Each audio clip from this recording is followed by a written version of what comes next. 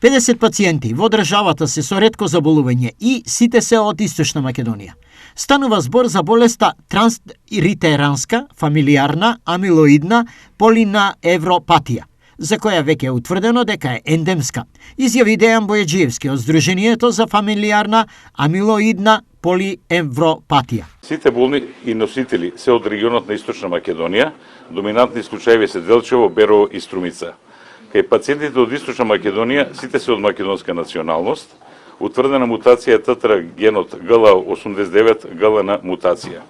Истата мутација се среќава и кај болните од Југозападна Бугарија од Пенинскиот дел, што остварува можност да целиот овој регион се смета како ендемско подрачје на ТТР-ФАП во Европа. Првите симптоми, според Бојаджиевски, се појавуваат по 50-та година. Кај пациентите со ова мутација, првите симптоми се јават околу 50-та година од животот, а симптомите се мешани невролошки, кардиолошки, со блага предност на невролошките симптоми.